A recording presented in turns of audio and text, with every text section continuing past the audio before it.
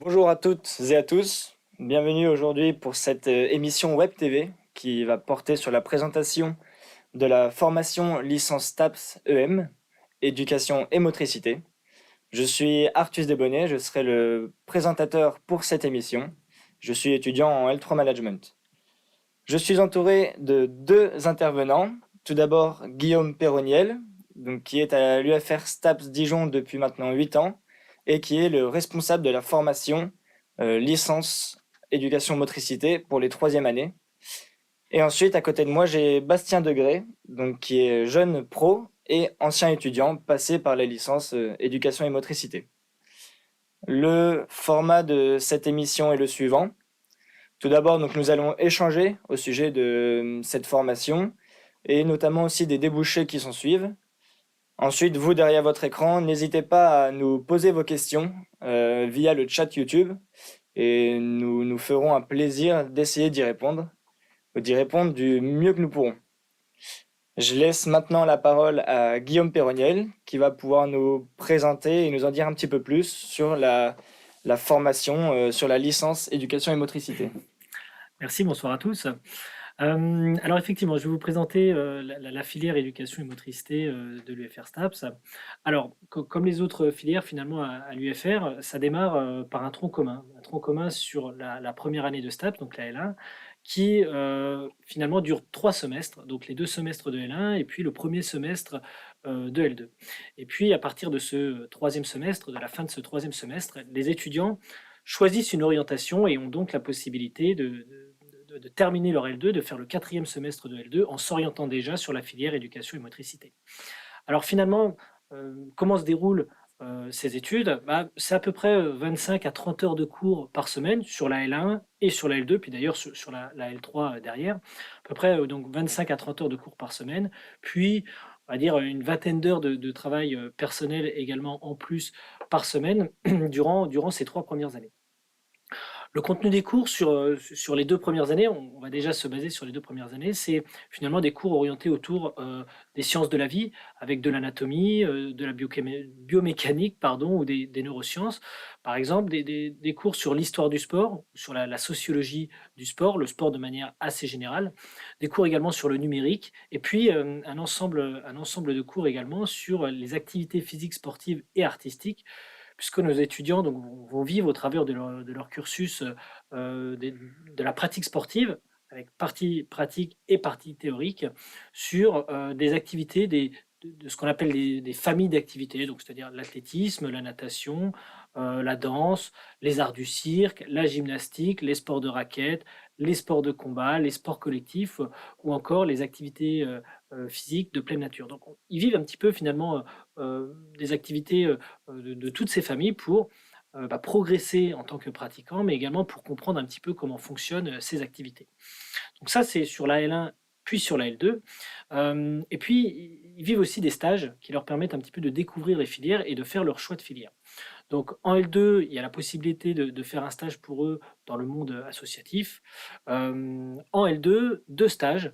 Donc un stage qui se déroule sur toute l'année également en club, donc en général dans leur spécialité.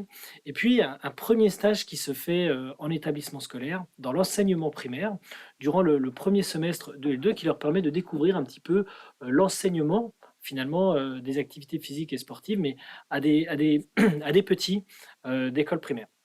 Donc ça dure sur tout le premier semestre de L2. Les stages vont se poursuivre pour les étudiants qui choisissent la filière éducation et motricité, mais sur la troisième année. Donc je démarre par les stages. Donc en troisième année, effectivement, nos étudiants vont vivre 2 stages. Un premier stage en établissement scolaire, en collège ou en lycée. Ils sont en fait, ils vont en groupe, j'ai envie de dire, pour une quinzaine d'étudiants, accompagnés par un enseignant de l'UFR STAPS. On se déplace dans un établissement scolaire et puis les étudiants encadrent un cycle complet sur une activité avec toujours en présence tutorée, même j'ai envie de dire, par l'enseignant de l'UFR STAPS et par l'enseignant de l'établissement qui a habituellement cette classe.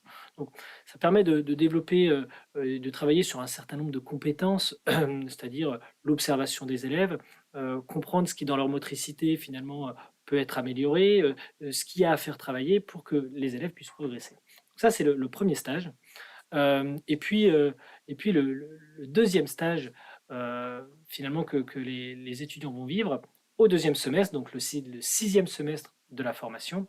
C'est un stage durant lequel ils vont à deux, donc seulement deux étudiants, suivre, pareil, une classe sur 12 semaines. Donc, c'est-à-dire que tous les lundis, au deuxième semestre, les étudiants se déplacent en établissement scolaire, collège ou lycée, et là, finalement, ils animent, ils encadrent et ils enseignent une activité physique, voire deux activités physiques sur tout un cycle, voire un petit peu plus d'un cycle.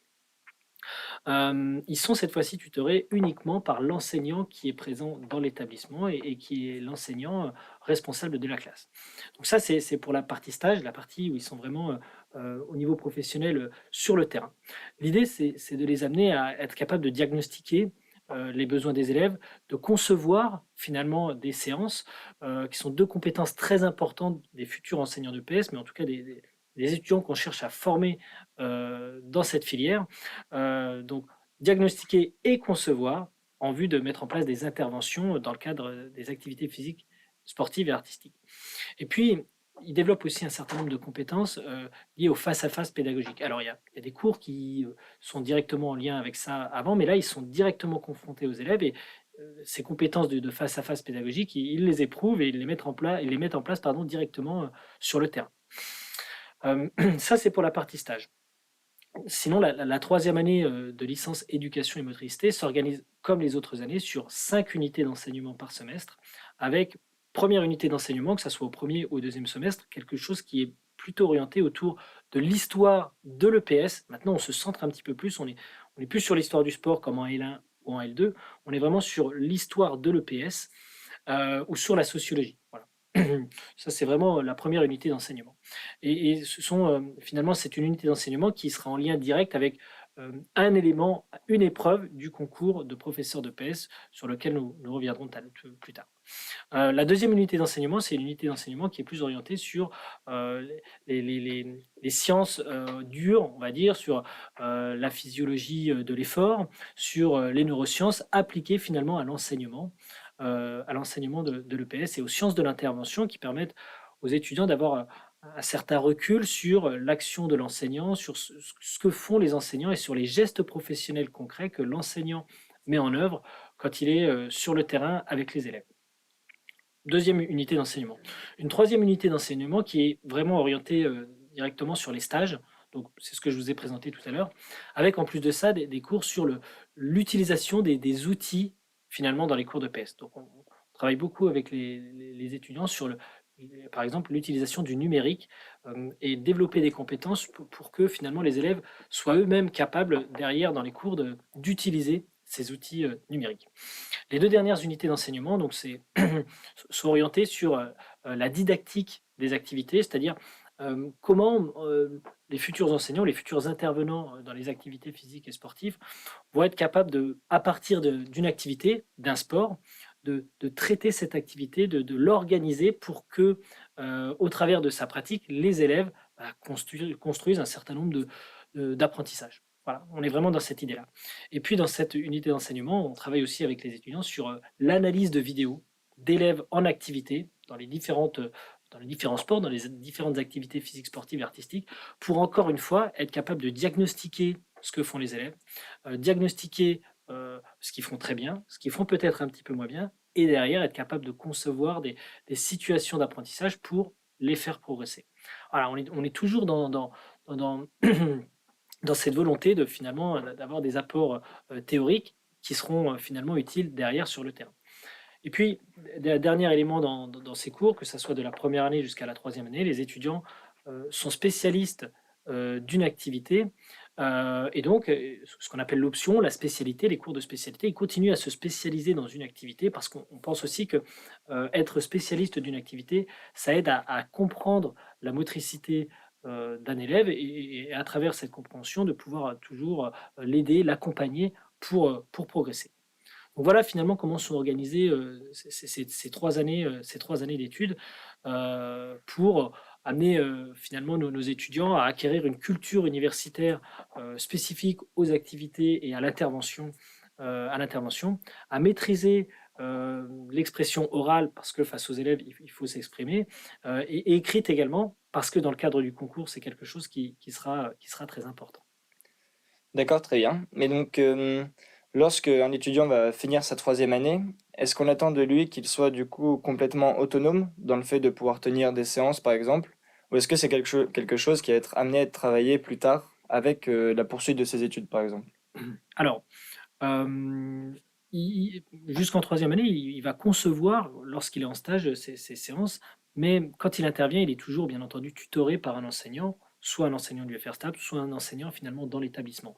Donc, il apprend à concevoir, petit à petit, de plus en plus tout seul, mais il y a quand même toujours la présence de l'enseignant. Et puis, s'il poursuit, finalement, ses études pour aller passer le CAPEB jusqu'au métier d'enseignant de PS, bah, la formation se poursuit finalement à travers le master MEF. Donc c'est le master qui prépare au métier de l'enseignement, de l'éducation et de la formation. Et là encore, il y aura d'autres stages, d'autres cours. Donc, c'est assez progressif finalement. Le tutorat se fait jusqu'à la fin du master où on prépare vraiment au métier d'enseignant. D'accord, très bien. Et donc justement, pour ceux qui se destinent plutôt à aller vers le professorat en éducation physique et sportive, parlez-nous un petit peu de tous ces concours justement, comme vous avez pu l'évoquer juste avant. Alors, il y a il y a justement une évolution, cette année dans le concours. Jusque-là, enfin jusqu'aux dernières années, le concours se passait en master 1, master MEF, master 1, et puis depuis cette année, le concours se passe maintenant durant l'année, de master 2. Hem, 2 épreuves, 2 premières épreuves dans ce concours qui sont les épreuves d'admissibilité, donc ce qu'on appelle l'écrit 1 du concours et l'écrit 2 du concours. Ce sont 2 écrits qui durent 5 heures, c'est pour ça que la maîtrise de l'expression écrite est relativement importante. Ce sont, 2 écrits qui permettent de passer on va dire le 1er barrage pour aller, jusqu'au professorat de PS. Donc le premier écrit, l'écrit 1 est plutôt un écrit, orienté autour de l'histoire et la sociologie de l'EPS. Et le second écrit est davantage un écrit de pédagogie, de didactique, avec une question qui est très professionnelle, qui amène, les étudiants à faire des propositions pour, permettre aux élèves de progresser. On va dire ça comme ça. À partir de là, en fonction du nombre de postes au concours, bah, il y a ceux qui continuent dans le concours parce qu'ils passent l'admissibilité, puis il y a ceux qui s'arrêtent là. Pour ceux qui continuent, bah, il y a finalement à Vichy, hein, ça se fait à Vichy, il y a 3 oraux à préparer et puis des pratiques. Donc le premier oral, c'est un oral qui est très professionnel. Les étudiants arrivent, ils ont 3 heures de préparation. Il y a une vidéo sur laquelle ils voient des élèves, une classe, pendant à peu près 6 minutes en action dans une activité. Et là encore, ils doivent être capables de diagnostiquer ce qui se passe, de diagnostiquer les conduites des élèves, et puis de proposer la leçon qui suit la leçon qu'ils ont vue en vidéo. Donc ça, c'est le premier oral.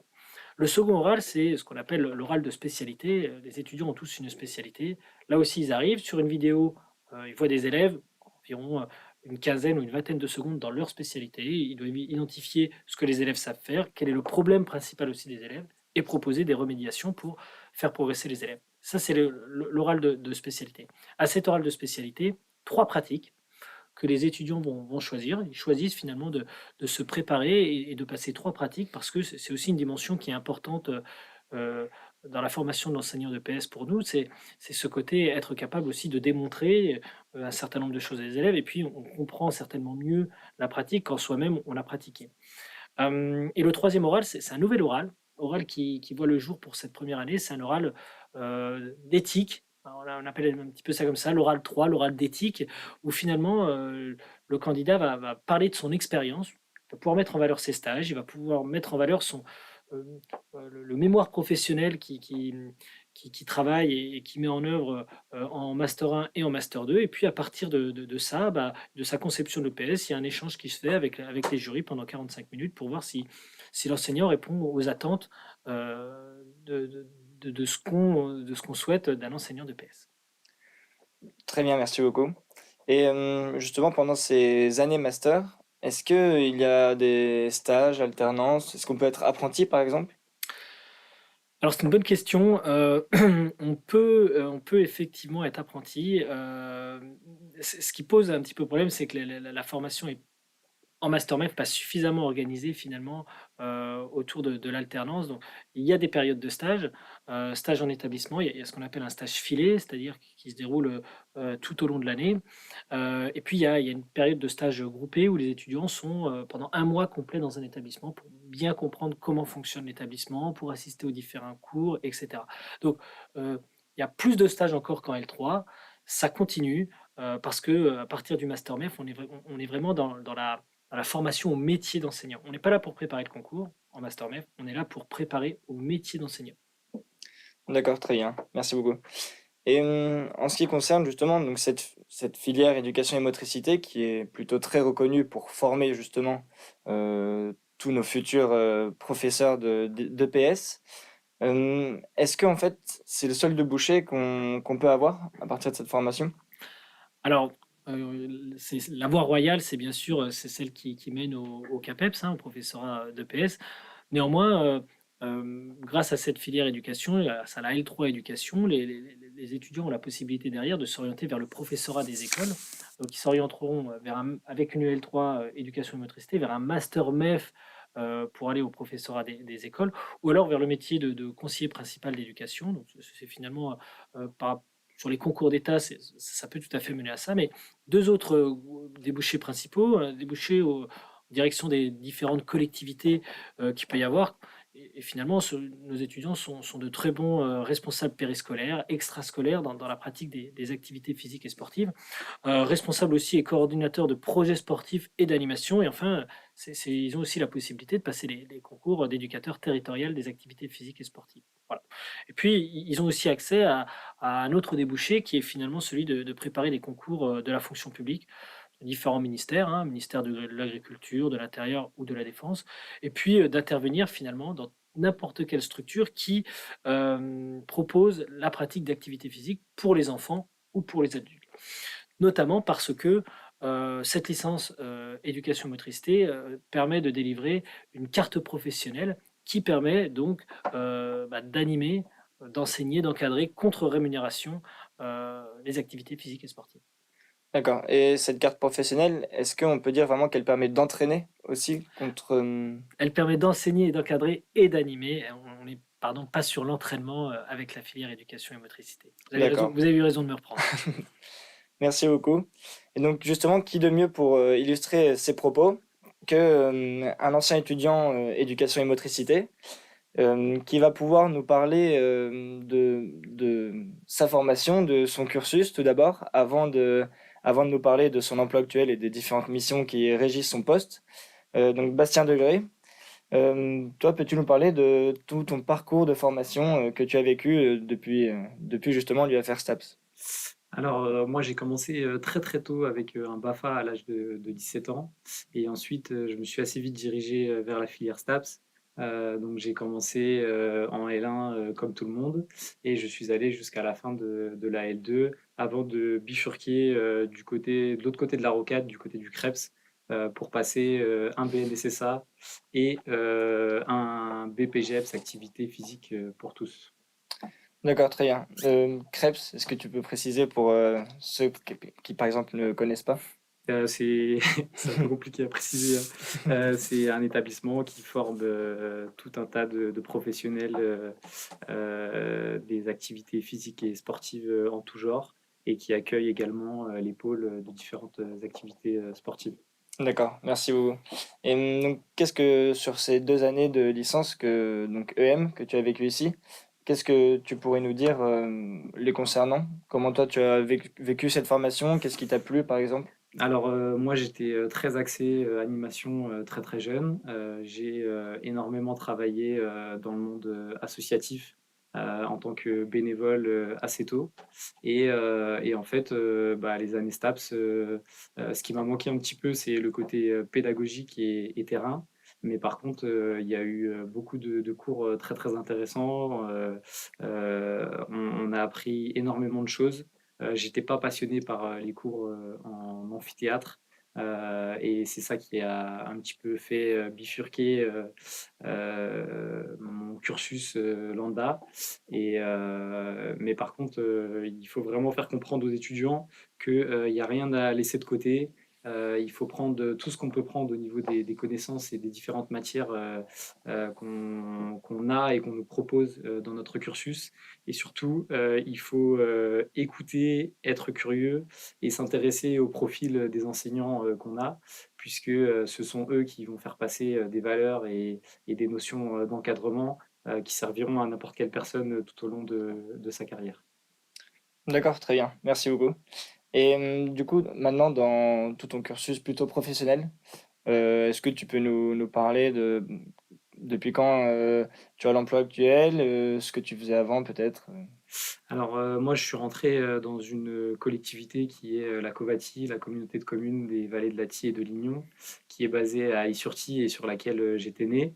Donc c'était une vraie volonté de travailler sur ce territoire-là et en fait, quand j'ai fini mon cursus, il y avait rien au niveau du sport sur cette collectivité. Donc il a fallu rentrer par, je vais pas dire une autre porte et je vais pas dénigrer du tout, ce cursus-là. Je suis rentré par l'enfance jeunesse. Donc j'ai commencé par faire du périscolaire, de l'extrascolaire. Très vite, je me suis orienté sur les adolescents. Et en fait, petit à petit, on a mis en place les activités sportives dans les écoles. On a créé tout un tas de choses par rapport aux activités physiques et sportives, entre autres de l'événementiel, des activités avec les familles, avec les enfants, avec les personnes âgées. Et aujourd'hui, on a pu créer un service des sports puisque c'était une vraie volonté des élus locaux, qui me permet de ne plus du tout intervenir, on va dire officiellement, du côté de l'enfance jeunesse, mais plutôt intervenir sur tous les différents services de la collectivité, donc c'est-à-dire l'enfance jeunesse, avec les enfants péri, extra, les personnes âgées et les familles par rapport au service action sociale, de mettre des activités sportives en place par rapport au tourisme et à tout ce qui se passe sur notre territoire. Et ça, c'est vraiment quelque chose de très, très intéressant, de très complet et qui aujourd'hui se passe très, très bien pour moi. D'accord, donc c'est vraiment un poste avec des missions très diverses et variées, comme tu viens de le dire. Et du coup, j'avais une question. Qui sont donc, tes interlocuteurs, on va dire? Du coup, tu interviens beaucoup avec les jeunes ou ceux avec qui tu fais de l'événementiel, mais par exemple, est-ce que tu as des échanges avec les maires de la communauté de communes? Est-ce que tu as des échanges avec d'autres personnes officielles ou... Oui, oui, bien sûr, on est au quotidien au contact avec les élus locaux. Donc, dans un premier temps, ben, le président de la collectivité et ensuite tous les maires qui composent le conseil communautaire. Donc, ce qui est très très intéressant dans ce domaine-là, c'est que tout ce qu'on va mettre en place, on va pas le mettre en place dans une seule ville, on va le mettre à l'échelle d'un territoire. Donc, ça représente 23 communes. Et sur ces 23 communes, on a 10 écoles et qui correspondent à 14 sites, je crois, puisqu'il y a quelques RPI. Donc ça, c'est vraiment très intéressant. Et en fait, bah, les élus, ils sont comme tout le monde. Quand on leur amène des projets qui peuvent mettre en avant leur collectivité, ils sont tout de suite réceptifs. Donc on a pu créer un événement autour du Bike and Run qui se déroule au mois d'octobre. On a pu mettre en place des activités sportives dans les écoles et ça fait plaisir pas que aux enfants, ça fait aussi plaisir aux enseignants, ça fait aussi plaisir aux parents. Et ça, c'est très très intéressant puisque les enfants entre le CP et le CM2 voient 5 cycles d'activité avec des éducateurs sportifs et donc arrivent au collège bien plus armés qu'en temps normal et que dans certaines collectivités où il n'y a pas d'éducateurs. Aujourd'hui, moi, je m'occupe aussi de la coordination de la piscine. Aujourd'hui, la piscine, c'est du recrutement de maîtres nageurs, du recrutement de saisonniers pour la partie technique et la partie des caissiers. Donc, on touche beaucoup à de la RH. Ensuite, on a toute la gestion aussi économique, puisque vous vous doutez bien que pour faire tout ça, il y a besoin d'un petit peu d'argent. Et pour faire plaisir aux élus, il faut aussi faire rentrer un petit peu d'argent. Donc voilà, il y a toute cette partie-là. Et pour le coup, c'est vraiment un emploi qui est très très riche et qui aujourd'hui met en avant cette collectivité. Il y a aussi d'autres collectivités qui travaillent très très bien au niveau du sport, mais nous, au niveau du milieu rural, c'est vraiment, je pense, un exemple à l'heure actuelle. Et tu es tout seul à ce poste? Là, pour le moment, moi, je suis tout seul dans le service des sports. On a une maître nageuse qui est salariée aussi de la collectivité. Mais ça va, je l'espère, être amené à se développer. Et voilà, plus on va mettre de choses en place, plus ça va se développer. Et aujourd'hui, on espère vraiment que le gouvernement va nous aider au niveau économique pour développer un maximum de choses dans un futur proche. Et donc pour en revenir à la communauté de communes, la Comcom, quels sont ses objectifs, ses intérêts, elle, à instaurer comme ça des activités, des activités? Alors, bah, l'objectif, il y en a plusieurs, hein. Le premier objectif, c'est de proposer un service à la population. Donc, on a cité les enfants, on forme très clairement les adultes de demain, que ce soit en activité sportive, mais aussi en activité culturelle et tout ce qui va avec. Il y a l'objectif aussi de développer le côté des familles et des personnes âgées, puisque c'est un public qu'il ne faut pas oublier et c'est un public que j'ai appris à connaître et qui est très très intéressant et qui a besoin qu'on s'occupe de lui. Et après, on parlait de services. Bah, au niveau de la piscine, par exemple, c'est un service qu'on rend à tout un territoire. Le savoir nager pour les enfants, permettre aux familles de pouvoir profiter de la piscine intercommunale, même si de plus en plus de gens ont des piscines chez eux. Il y en a qui n'en ont pas. Et heureusement qu'il y a ces services-là. Au niveau de l'événementiel, je veux dire un bike and run comme ça se passe à Issurti depuis le mois d'octobre. Ça regroupe tout un tas de personnes du territoire sportifs, on va dire, des plus jeunes, 5 ans, jusqu'à n'importe quel âge au niveau des adultes. Et en plus de ça, bah, ça fait vivre le territoire quotidiennement. Et depuis peu, on a créé pendant le confinement des parcours d'orientation en libre service dans les différents villages du territoire qui permettent aux familles et à tout un tas de personnes de pouvoir profiter de ces animations tout au long de la période estivale de avril à septembre. D'accord, très bien. Et donc pour faire un lien avec justement tout ton cursus de formation, notamment les 2 années en éduc-mot, en quoi justement ces 2 années t'ont aidé au niveau par exemple des compétences, des savoir-faire? Est-ce que il y a certaines choses qu'aujourd'hui, à l'époque tu ne soupçonnais pas et dont aujourd'hui tu te sers en fait assez régulièrement? Oui, bien sûr, il y a tout un tas de choses qu'on voit au quotidien dans notre cursus qui me servent aujourd'hui au quotidien. Il y a beaucoup de choses qu'on n'imagine pas du tout à 20-22 ans qu'on va pouvoir utiliser. Et c'est vrai que toutes les connaissances qu'on peut accumuler, que ce soit au niveau pédagogique, au niveau histoire, au niveau de tous les cours qu'on a eu sur ces 2 années, enfin que moi j'ai eu pendant ces 2 années, me servent aujourd'hui. Et je dirais que c'est pas seulement cette formation-là, mais c'est aussi se dire que quand on est dans ce cursus-là, je parlais tout à l'heure de curiosité, il faut vraiment pas hésiter à aller voir tout ce qui se passe dans le monde du sport et pas que, s'intéresser à des centres de loisirs. Je pense qu'aujourd'hui, passer le BAFA pour des gens qui s'orientent après sur le professorat de sport ou ces études-là, c'est toujours très très enrichissant.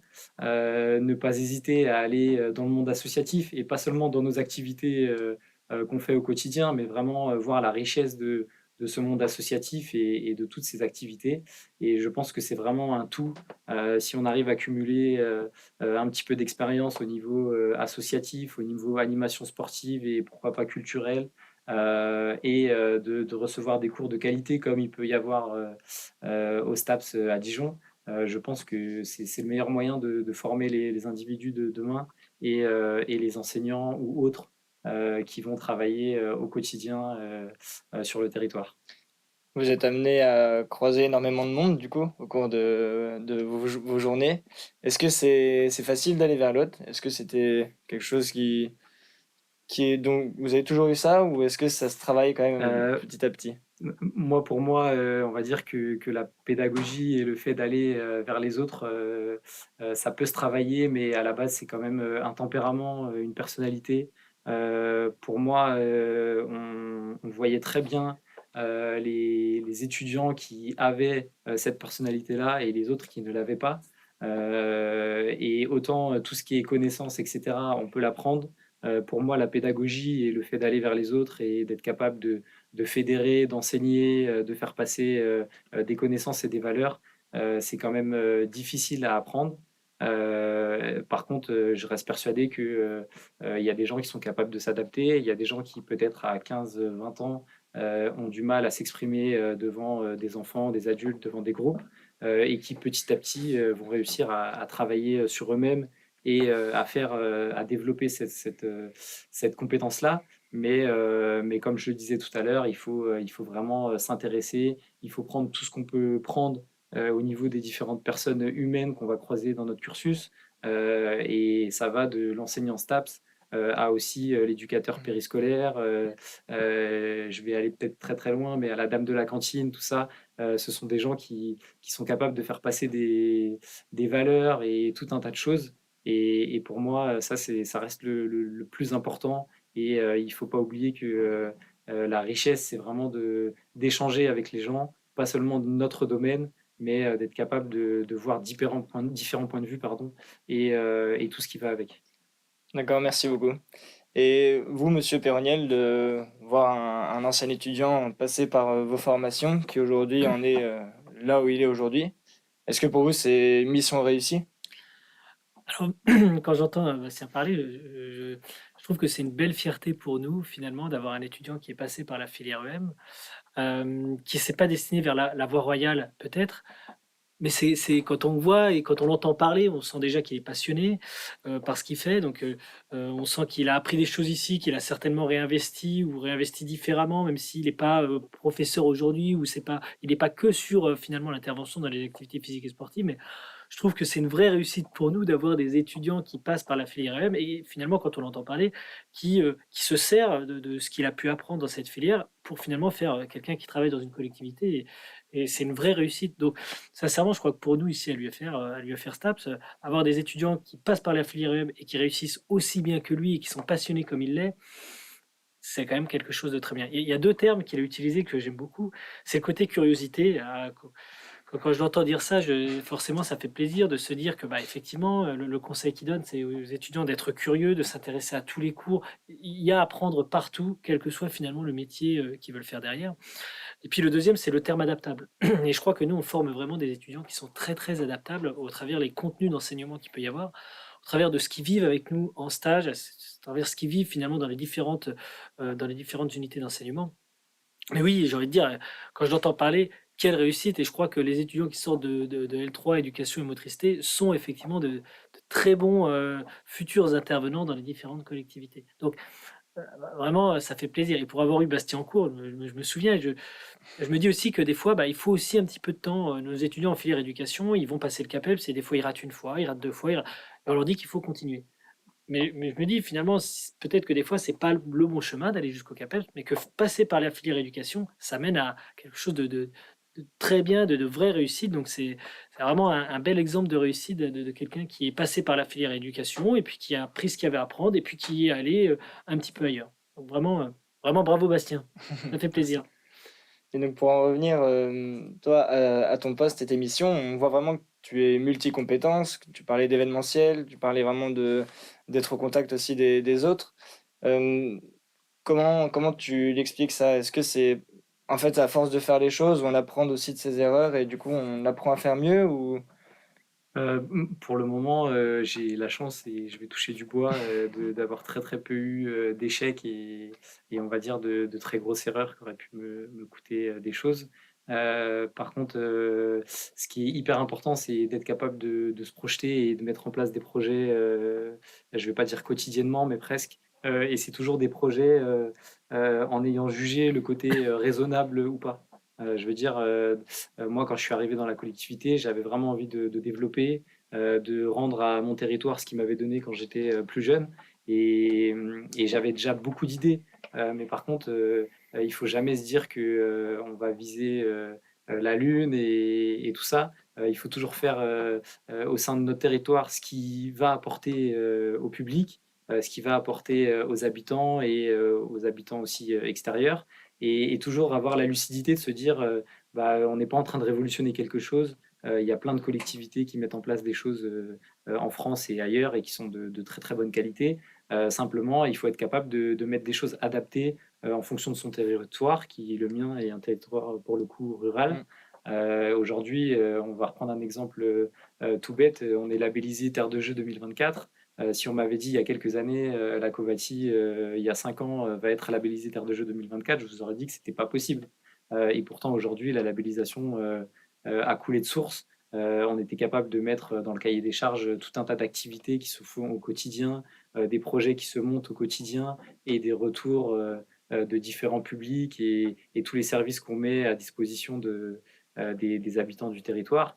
Franchement, j'aurais pu écrire un livre sur la labellisation sans problème. Et pour le coup, ça, c'est une vraie richesse et c'est très, très important. Et justement, comme tu parles de tous ces projets, justement, la labellisation, c'est beaucoup d'événementiel finalement. Toi, quel est ton rôle quel rôle tu joues en fait dans tout ça? Par exemple, pour cette labellisation, qu'est-ce que tu as dû faire? Est-ce que tu as dû monter En des fait, projets, des il y a dossiers? tout un tas de choses qu'on faisait déjà au quotidien et qui rentraient dans le cahier des charges de la labellisation Terre de Jeux 2024. Je vais reprendre un exemple tout bête. Depuis quelques années, je me suis énormément investi dans le projet Savoir rouler à vélo, Mm. qui est un projet qui a été initié par le gouvernement. Et tout bêtement, ça, par exemple, ça rentre exactement dans le cahier des charges de Terre de Jeux 2024. Et pour le coup, par rapport à tout ça, ben, on est déjà sur ma collectivité très très en avance, puisqu'on reçoit des collègues, on a des appels de collègues qui nous appellent pour savoir comment on a mis en place tout ça à l'échelle d'un territoire, etc. Et donc, il y a tout un tas de choses qui rentrent dedans. Et la labellisation, pour le coup, elle est aussi très très riche, puisque elle va de l'événementiel à des activités ponctuelles, je vais reprendre un exemple tout bête, dans le cahier des charges, il y a amener les salariés de la collectivité vers des animations sportives. Donc on a prévu un petit événement où les salariés, que ce soit ressources humaines, secrétariat, etc., se retrouvent sur un moment pour passer une activité sportive ensemble. Il y a tout un tas de choses, il est vraiment très très riche le cahier des charges et on peut imaginer vraiment beaucoup de choses avec toujours cette notion de proposer pour tous sans laisser un public de côté. Aujourd'hui, on met en place des projets avec le secteur du handicap, avec les personnes âgées, avec les enfants, avec la petite enfance, avec les familles. Et c'est vraiment l'idée de se dire, on propose du sport pour tous et adapté à tous. Et aujourd'hui, c'est vraiment vers ce type de projet qu'il faut essayer d'amener un peu tout le monde, puisque quand on a un état d'esprit pour tout le monde, ben, ça fait beaucoup de bien à la population. Oui, complètement. Et donc maintenant, plus personnellement, pour vous, quelles sont les prochaines formations qui pourraient s'offrir à vous ou des évolutions par Alors exemple? moi, je suis pas encore, j'ai pas encore passé le concours ETAPS. Donc c'est un projet qui va arriver incessamment sous peu. Je crois que la prochaine, c'est 2024. Donc voilà, c'est la prochaine étape. Donc le concours étape, ce qui Euh, correspond à quoi par exemple pour nos à- auditeurs? en fait, c'est le concours éducateur territorial des activités physiques et sportives. C'est un concours de catégorie B et qui permet de pouvoir mettre en place tout un tas d'activités pour tous et de gérer tous les différents dossiers que je vous ai cités en amont. Donc là, aujourd'hui, je fais, on va dire, pour faire simple, office d'étapes sans avoir réellement le concours. La casquette, très bien. Et comme quoi, on dit souvent que la fonction publique, c'est souvent le concours qui prime sur les compétences.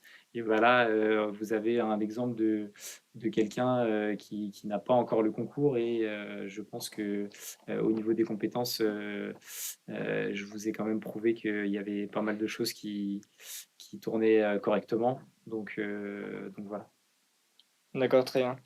Et vous, monsieur Perroniel, par rapport des élèves comme ça qui n'ont pas suivi le cursus du professorat, est-ce que c'est quelque chose qui arrive assez souvent finalement quand même dans votre filière? Alors, en L3 et éducation motricité, on a environ, ouais, tous les ans entre 140 et 150 étudiants. on en a 80, 90 qui vont s'orienter vers le concours, alors qu'ils l'auront peut-être du premier coup, du deuxième coup, du troisième coup, ou qu'ils l'auront pas, mais qui resteront en tout cas dans l'éducation. Et puis on a ouais, de 50, 40, allez, une quarantaine d'étudiants qui choisissent d'autres filières, soit qui bifurquent et qui reviennent sur une autre L3, soit finalement qui s'orientent vers d'autres métiers, un petit peu comme l'a fait Bastien. Donc oui, finalement, on a beaucoup d'étudiants qui s'orientent vers autre chose. Juste une remarque par rapport à ce que disait Bastien, j'étais attiré par quand il dit pour mon territoire, il a fallu savoir quoi faire. Mais en fait, je retrouve, enfin, on retrouve la compétence de diagnostic. Quoi. Je vous parlais tout à l'heure de diagnostiquer. On travaille beaucoup ça avec nos étudiants. Alors, nous, c'est dans le cadre de ce que fait l'élève, de ses conduites motrices quand il est en train de pratiquer. Mais finalement, la compétence de diagnostiquer, c'est complètement ce qu'il met en place. Son territoire a besoin de ça. C'est bien la compétence du diagnostic. Monter un projet derrière qui correspond à ça. D'une autre manière, nous, derrière le diagnostic, nos étudiants apprennent à monter un projet de cycle alors, pour faire progresser les élèves. Donc on est quand même toujours sur des compétences qui finalement se ressemblent et j'espère que ce qu'il a pu vivre ici à l'UFR, ça l'a aussi aidé à être capable de bien diagnostiquer, de monter les projets qu'il a mis en place derrière. En tout cas, si c'est le cas, c'est qu'on a réussi quelque chose. C'est vrai qu'en effet, comme vous disiez, finalement, la formation STAPS reste une formation assez générale qui permet, comme vous l'avez tous les deux illustré, justement de pouvoir justement récupérer des compétences et avoir des compétences finalement qui peuvent s'appliquer à tout type à un monde tout autre que Et, forcément le sport. et pas seulement oui, dans le monde du sport, puisque pour avoir gardé contact avec énormément d'anciens étudiants de plusieurs générations différentes, il y en a beaucoup qui ont fait complètement autre chose et qui aujourd'hui utilisent au quotidien les connaissances qu'ils ont pu accumuler pendant leur cursus, que ce soit dans différents domaines, pas du tout que dans le sport. Et on disait tout à l'heure que la formation, elle est vraiment très très riche. Je veux dire, ça va d'un extrême à l'autre et ça permet aux gens derrière de pouvoir réutiliser tout ce qu'ils ont pu voir, tout ce qu'ils ont pu acquérir comme connaissances tout au long de leur formation et de le réutiliser dans différents domaines sans problème. Ouais, je crois qu'on forme effectivement des étudiants qui sont qui ont des grosses capacités d'adaptation et qui, même s'ils ne trouvent pas forcément directement un métier dans le sport, sont capables de s'en sortir et de trouver des métiers dans beaucoup d'autres domaines. Voilà, je pense que c'est une grande force de nos étudiants de l'UFR STAPS. J'avais juste une dernière question au niveau du CAPEPS. Est-ce que vous avez une idée du taux de réussite à peu près? Alors c'est vraiment très variable, enfin c'est très variable. D'une année à l'autre, ça évolue bien sûr. Sur les dernières années, je vais vous dire ça comme ça, il y a 600, environ 630 postes d'enseignants de PS par an sur les dernières années. Et ici à l'UFR Stable de Dijon, on en sort, on va dire, entre 30 et 35. Voilà, ce qui fait qu'on est placé on va dire dans les 5 ou 6 meilleurs résultats en France. D'accord, très bien. Enfin, pour finir, j'ai une dernière question à vous poser à tous les deux, fort de votre expérience. Est-ce que vous auriez un petit conseil à donner aux futurs étudiants qui viendraient à la fac? Je démarre parce que je pense il va dire quelque chose. En tout cas, je lui pique son idée. C'est la curiosité. La première des choses, c'est la curiosité, comme dit Bastien, c'est de ne pas être enfermé finalement sur quelque chose, mais c'est de profiter de toutes les rencontres, de tous les cours pour finalement aller piocher des éléments qui serviront aujourd'hui, qui serviront peut-être plus tard, mais c'est en tout cas vraiment de développer ce côté curiosité parce que, parce que c'est ça qui enrichit, je crois, au maximum nos étudiants. Alors, ici à l'UFR, mais quand ils sont en stage, quand ils ont la possibilité d'être sur leur lieu de stage, c'est là aussi qu'il faut aller piocher au maximum vers les différents professionnels qu'ils peuvent rencontrer dans un établissement scolaire, dans une structure associative. Vraiment, je crois que c'est d'être curieux, ça serait vraiment mon conseil. Désolé Bastien, si c'est ce que tu voulais Non, dire, non, mais non, non, mais je t'ai piqué ce truc-là parce que je je suis capable trouvais ça très très bien. je suis capable de rebondir très, très bien. Capacité d'adaptation. Je dirais vraiment que aussi la richesse des échanges humains, elle est vraiment extraordinaire. Je veux dire, on peut avoir des enseignants ou des professionnels autour de nous qu'on admire, d'autres qu'on déteste. Et pourtant, même dans les personnes qu'on déteste, il y a souvent un petit peu de bien et des choses à prendre. Et donc, il ne faut pas se focaliser sur on aime, on n'aime pas, peu importe quel rôle a la personne et est-ce qu'elle va nous poser des problèmes ou est-ce qu'elle va nous aider? Il y a toujours à apprendre dans les relations humaines et ça pour moi ça reste le plus important et j'ai eu la chance dans ma vie de croiser des professionnels ou pas, parce qu'il y a aussi des bénévoles qui m'ont énormément aidé et qui m'ont aidé à grandir en tant qu'humain aussi et en tant qu'adulte. Et ça, pour le coup, c'est vraiment extraordinaire de pouvoir partager des moments avec tout un tas de personnes de différents domaines. Et voilà. Bien, merci beaucoup à vous deux pour tous ces échanges. Je remercie aussi vous qui allez regarder cette vidéo en espérant on ait pu répondre à vos questions. Je remercie aussi l'UFR STAPS pour le prêt du studio d'enregistrement, du studio Web TV. Et je vous souhaite une bonne continuation à tous. Au revoir. Merci, au revoir. Au revoir.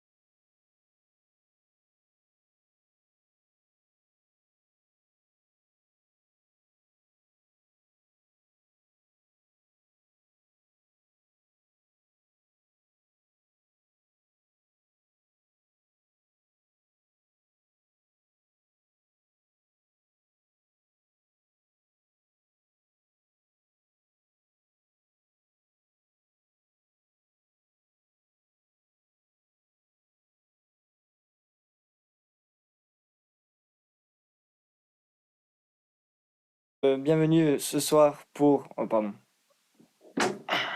Bonjour à toutes et à tous, bienvenue aujourd'hui pour cette émission Web TV pour la présentation de la licence APAS en STAPS à l'UFR STAPS de Dijon.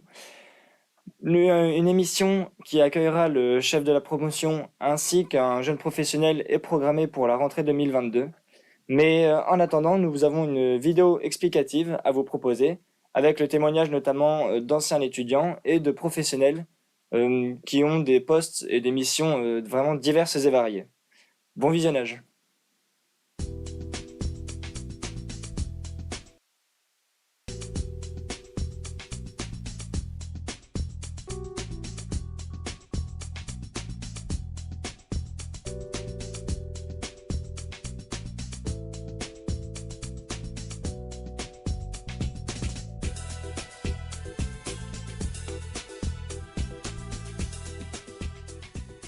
Les professionnels en activité physique adaptée effectuent des actes d'évaluation, proposent et supervisent des activités physiques et élaborent des programmes personnalisés qui sont liés à différentes problématiques de rééducation, de réinsertion et de réadaptation.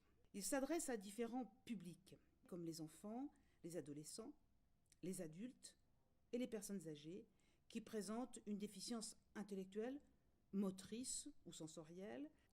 Les professionnels en activité physique adaptée interviennent dans différents secteurs, dans le contexte sanitaire, comme les centres hospitaliers publics et privés, les soins de suite et de réadaptation, les centres de rééducation et de réadaptation fonctionnelle, mais aussi dans les centres médico-sociaux de type EHPAD, établissement d'hébergement pour personnes âgées dépendantes, instituts médico-éducatifs, maisons d'accueil spécialisées, ou encore dans le domaine social, dans des associations sportives, fédérations handisport ou sport adapté.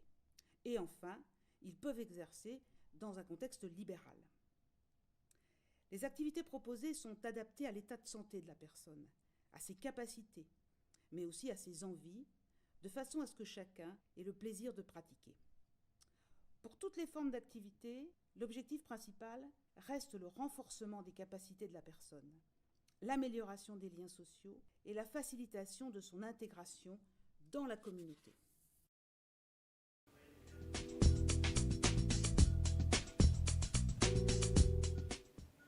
Donc nous, là, on est sur une réadaptation cardiaque et respiratoire, donc là, c'est la partie cardiaque.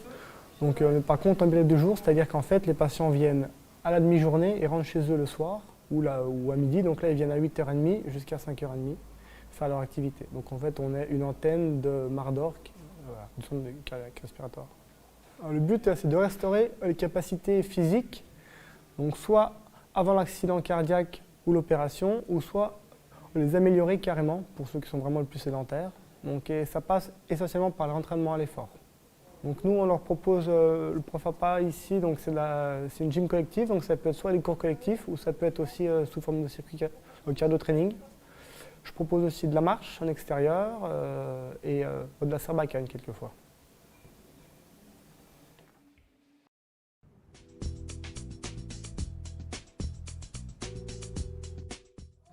Nous travaillons dans un centre de médecine physique et de réadaptation. On accueille différents types de pathologies, la neurologie avec des AVC, des décès médulaires, des traumatisés crâniens, entre autres, de l'orthopédie, de la traumatologie, des amputés.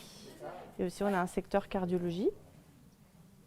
Donc selon les pathologies, les différents objectifs qui sont travaillés dans notre centre sont le renforcement musculaire, la redynamisation, le travail de l'équilibre statique, dynamique, le travail de la coordination, du schéma corporel, de la dextérité, mais aussi tout ce qui est sollicitation des fonctions cognitives, de l'attention, de la double tâche, des capacités mnésiques, etc. Donc on va utiliser différentes activités physiques qu'on va adapter en fait aux besoins et à la pathologie de la personne. Donc on va utiliser toutes les activités sportives que l'on connaît, donc du ping-pong, du badminton, des fléchettes, de la sarbacane, de la boccia, etc. Et on va en fait adapter l'activité aux objectifs et aux besoins du patient. On propose en plus pour la réadaptation à la marche extérieure, donc un groupe de marche collectif à l'extérieur de l'établissement.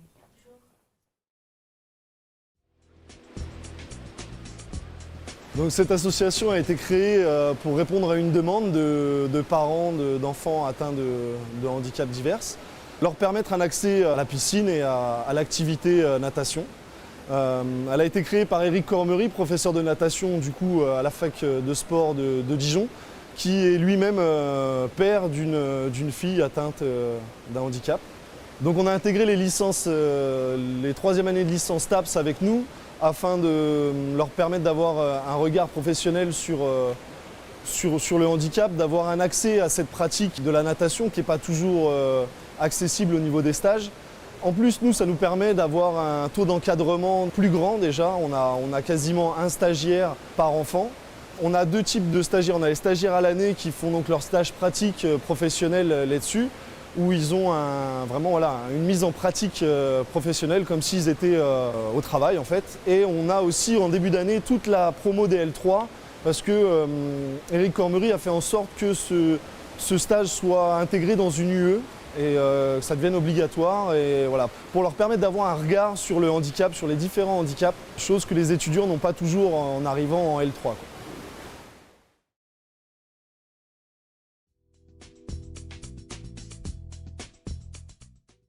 La licence TAPS, mention activité physique adaptée, comprend 6 semestres, divisés chacun en unités d'enseignement, dont le contenu porte d'une part sur les sciences de la vie appliquées à la motricité et aux activités sportives, avec des catégories comme les neurosciences, la biomécanique, la physiologie et l'anatomie, et d'autre part porte également sur les sciences de l'homme et de la société appliquées aux activités sportives, telles histoire, sociologie, psychologie, sciences de l'éducation, économie. La théorie et la pratique des activités physiques adaptées complètent ce cursus universitaire. Les différents enseignements sont dispensés sous forme de cours magistraux, de travaux dirigés et de travaux pratiques.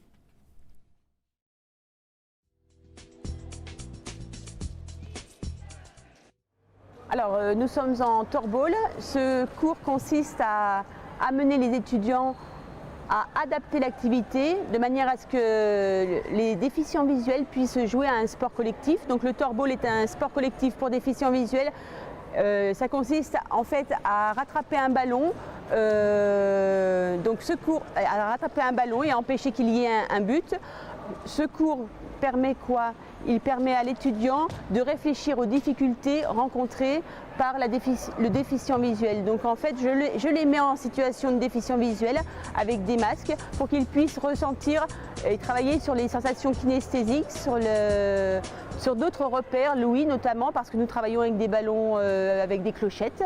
Donc voilà, je demande à l'étudiant de faire travailler une personne en déficience visuelle en adaptant son discours, en adaptant le matériel et les choix qu'il fait avec lui.